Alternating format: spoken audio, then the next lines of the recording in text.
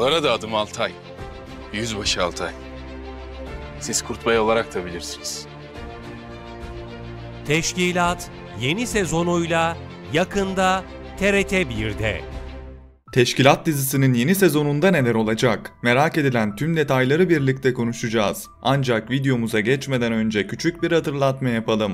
Akif Başkan diziden ayrılmasın diyenler videomuzu beğensin, sayımızı birlikte görelim. Ayrıca yorumlar kısmında dizimizde en sevdiğiniz karakteri ve yeni sezondan beklentilerinizi mutlaka belirtin. Hadi hazırsanız detaylı analiz videomuza başlayalım.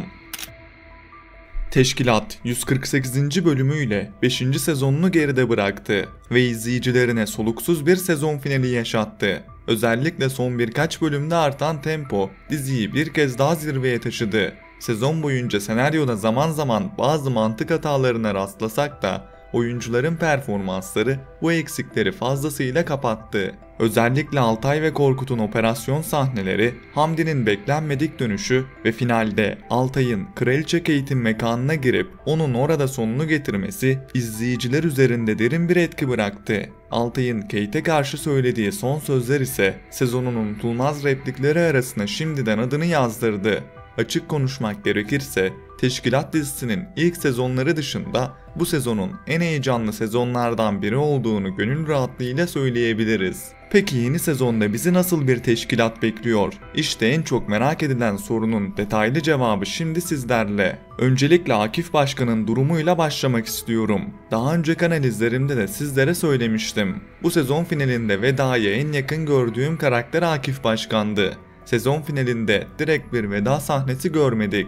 Ama detaylara dikkat ettiğimizde bu ayrılığın işaretleri fazlasıyla vardı. Akif Başkan, Uzay ve Nazlı'nın düğünü için binadan ayrıldı. Ancak onun bu düğüne sağ salim varıp varamayacağı oldukça şüpheli. Benim öngörüm düğüne giderken Akif Başkan'a bir saldırı düzenlenecek ve bu saldırı sonucunda Akif Başkan hayatını kaybederek diziden ayrılacak. Bu teori yalnızca sezondaki ipuçlarına değil, aynı zamanda oyuncunun sosyal medya paylaşımına da dayanıyor. Akif Başkan karakterine hayat veren Adnan Biricik, sosyal medya hesabından yaptığı açıklamayla diziden ayrıldığını duyurdu. Bu da aslında yeni sezonun açılışında bu veda sahnesini büyük ihtimalle izleyeceğimizin güçlü bir işareti.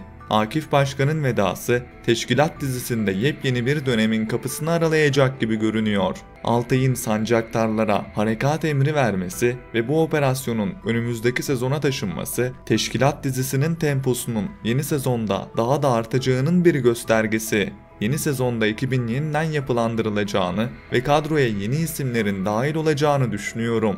Muhtemelen yeni bir başkan atanacak ve ekip bu başkanla birlikte yeni operasyonlara yelken açacak. Burada küçük bir parantez açmak gerekirse normal şartlarda Albay Nazım'ın başkan olması bekleniyordu. Ancak sezon içinde yaşanan olaylar ve Nazım'ın hikayesinin sonlanması bu ihtimali zayıflatmış gibi görünüyor. Yine de burası teşkilat. Sürprizler dizimizin ruhunda var. Bir anda Albay Nazım'ı yeni başkan olarak karşımızda görürsek buna da çok şaşırmamak lazım. Fakat şunu da belirtmem gerekiyor ki bu ihtimal oldukça düşük. Yeni sezonda Altay ve Korkut'un yalnızlığına son verileceğini ve ikisi için de yeni partnerler yazılacağını düşünüyorum. Bu sezon bazı sahnelerde ekipteki eksiklik oldukça göze çarptı. Özellikle her operasyona neredeyse sadece Altay ve Korkut'un gitmesi bazen gerçeklik algımızı zorluyordu. Evet, zaman zaman özel harekat ekipleri operasyonlarda destek verdi ama dizide kalıcı bir ekip havası tam anlamıyla hissedilmedi. Bu nedenle ben yeni sezonda ekibe güçlü karakterlerin dahil edileceğini ve aksiyon seviyesinin bir üst noktaya taşınacağını öngörüyorum. Kulislerde son dönemde sık sık adı geçen isimlerden biri ise Gülsüm Ali. Dizinin hayranları onu özellikle Neslihan karakterinin boşluğunu doldurması için uzun zamandır bekliyordu. Geçtiğimiz sezon Gülsüm Ali'nin Teşkilat dizisine katılacağı yönünde çok fazla söylenti çıktı. Ancak bu konuda somut bir gelişme yaşanmadı. Fakat yeni sezonla birlikte bu ihtimal tekrar masaya yatırılmış olabilir. Eğer Gülsüm Ali dizimize dahil olursa güçlü ve etkileyici bir kadın karakter olarak hikayeye büyük bir renk katacağına inanıyorum.